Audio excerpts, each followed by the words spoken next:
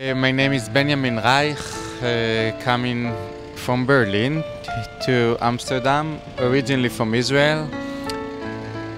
This is a very short visit to Amsterdam, a beautiful city and a very powerful monument where we standing and sitting now for the interview.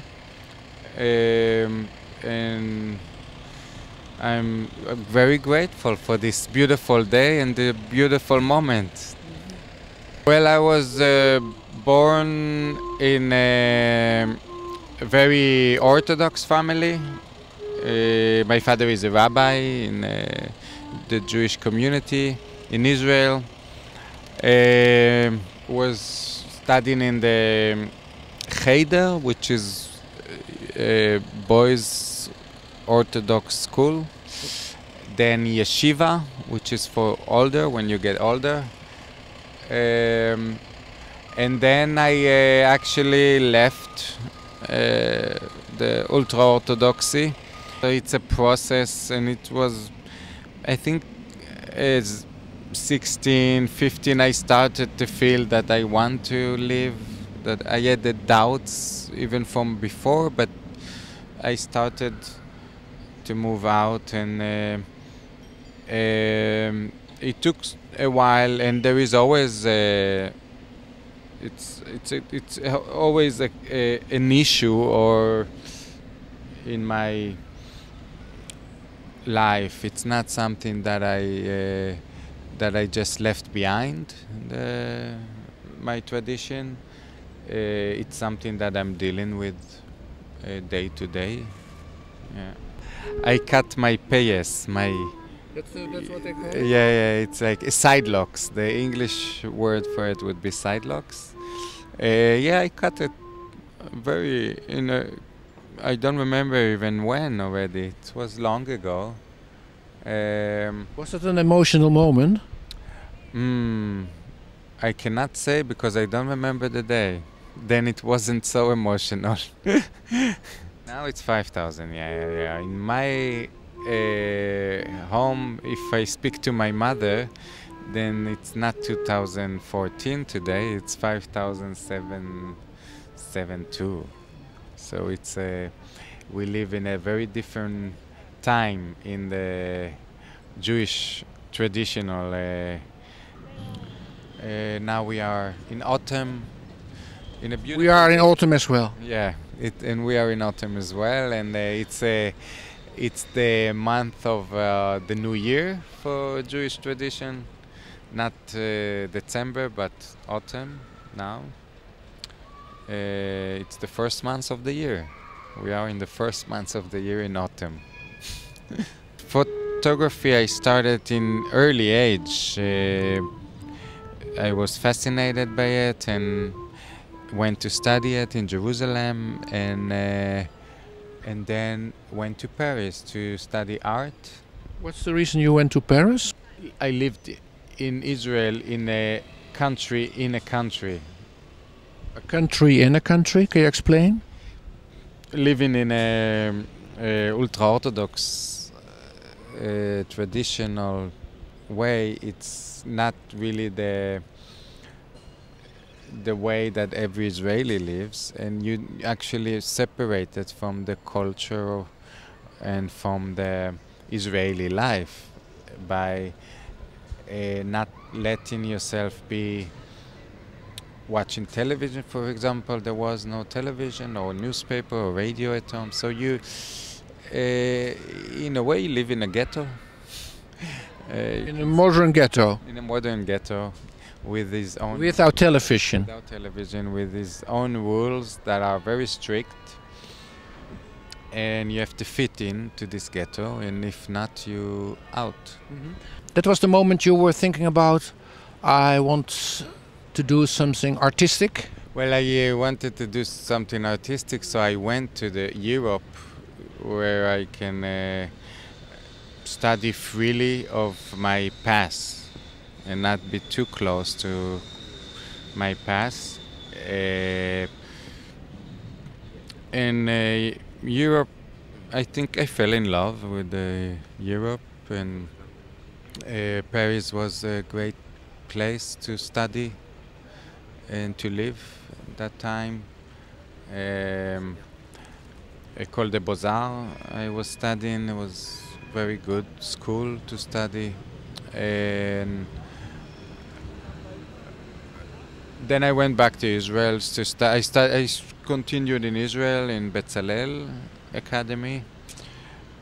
And now I'm in Berlin. And it was all an art academy? It was all art academies I studied. It was I studied art actually.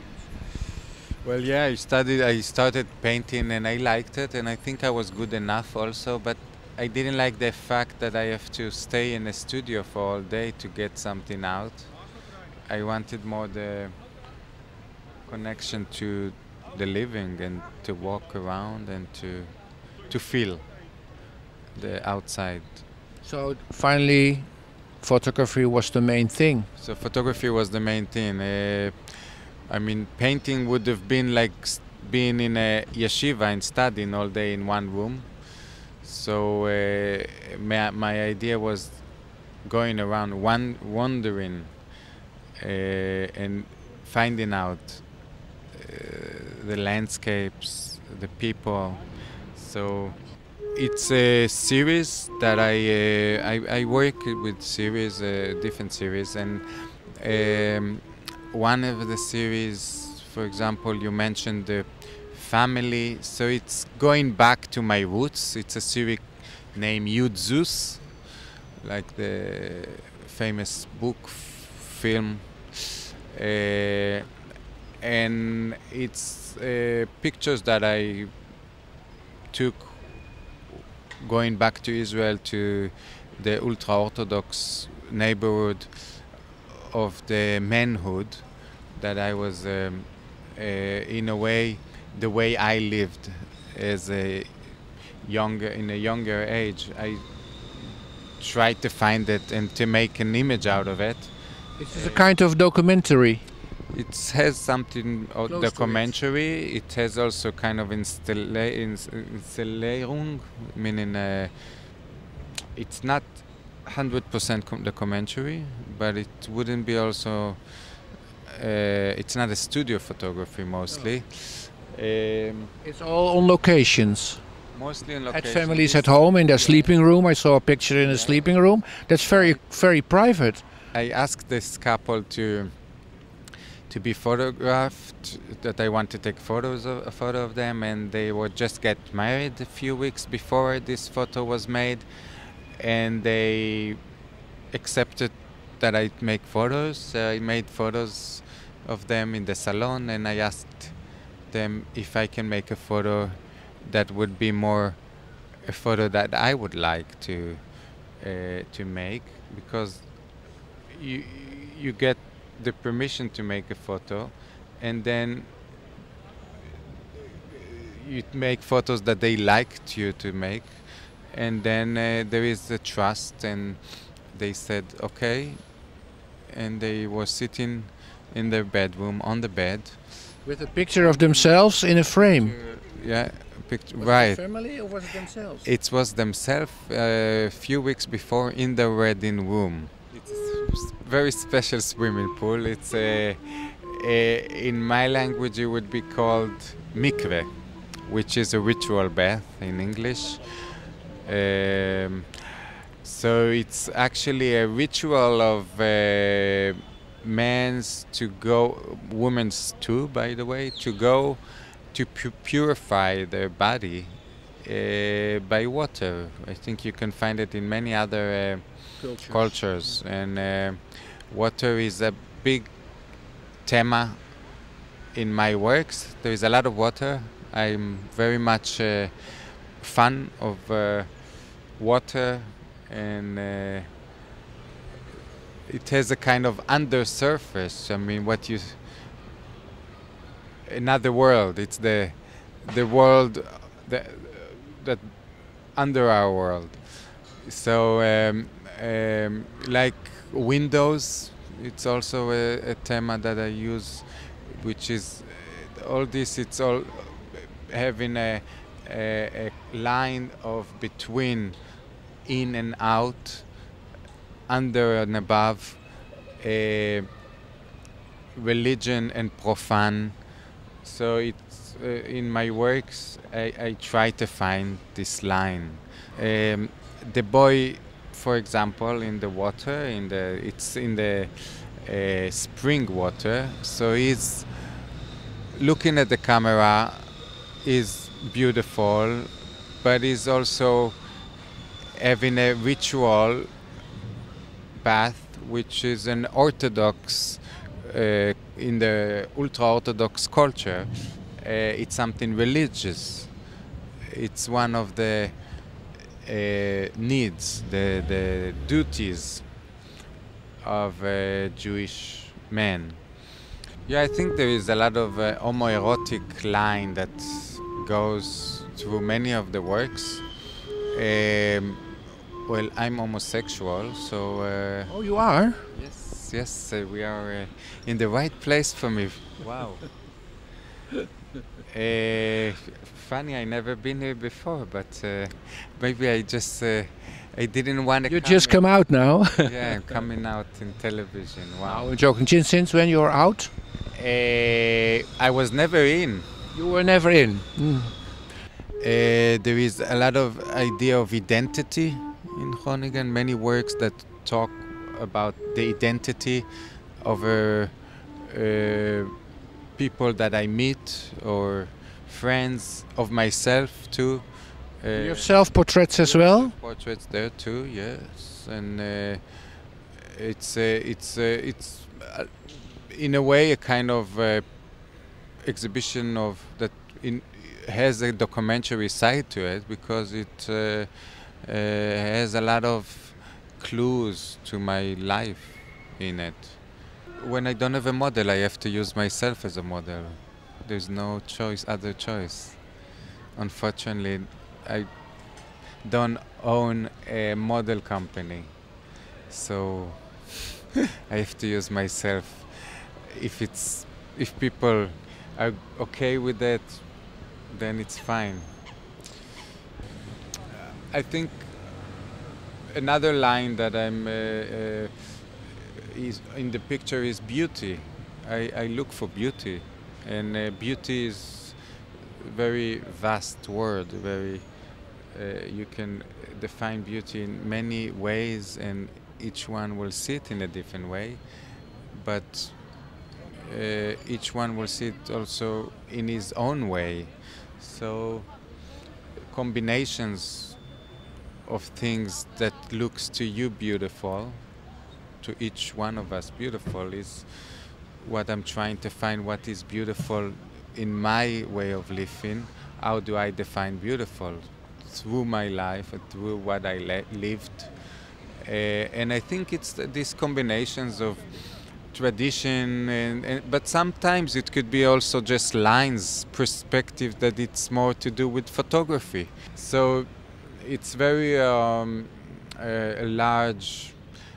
I would say it's also my problem as a photographer, that I can find in many things interest, and then it makes my work sometimes hard to define in the art world. You went to Amsterdam, you study in Paris, finally your final destination was Berlin. Yeah. Why Berlin? Well, I came for an exhibition that I visit or to show your work? Show my work. It's one came after another show and another, and I think I kind of fell in love with the city. It didn't came at once, but it's a procession that I have with the city, with every big city. It's a kind of, you learn the city, you hate the city, you love the city. So Berlin is the same. Are you German now? No, I'm not German, even though I live with a German boyfriend. You don't feel yourself a German now? No, I don't feel myself as German. I don't feel myself Israeli either. You're Yeah, a European world citizen. What was the world were we talking about? European citizens, yes, world citizen, world citizen. That was the new category. Well, I don't know what it mean too much, but I can. Wereldburger. We say in Dutch wereldburger. Wereldburger. Well, I'm more, let's say, the wandering Jew. Huh? That's an old The wandering Jew. Yeah. Is there anything I forgot in our conversation between railway station Amsterdam and Homomonument here in the center of town? De Haan. Jacob Israel. Oh, Jacob Israel de Haan. Yeah. Your host in Groningen sent me an SMS. Bring him to Jacob Israel de Haan. And you were looking for a statue, but finally we found out it's a part of the gay memorial sign, we say in Dutch, Homomonument. De tekst, naar vriendschap zulk een mateloos verlangen, van Jacob Israel de Haan. A person with a Jewish background. Is this the connection with you and him? The writer and the artist? Very much. It's actually one of a person I wouldn't say admire because I don't like the word, but I do admire. I admire his possibility of bringing worlds that are opposites together and finding an harmony with the very different worlds, and his love to people is he had a lot of contradictions in his personality, I think, and he was, I mean, he has many titles. Some of them are okay, good, and some of them are bad. The worst title that he got is probably the first political murdered in Israel, because he was murdered by the government at that time before the country was born, Israel was born. He had talks with the Palestinians at that time, the political leaders, and it wasn't seen very good by the Israelis there, and then they ordered to kill him. He was first a Zionist, then he became anti-Zionist, then he became ultra-Orthodox. He's still a saint in the ultra-Orthodox community in Israel. They will go to his grave, but they will not know, or they will hide his homosexuality part, which was a very strong part of his life too. Jacob Israel de Haan, that's I'm really happy I came here to see this monument with this poetry. I think we're missing people like him today. Yeah. I would like to live in a place with, or to follow someone like with such a soul. Yeah.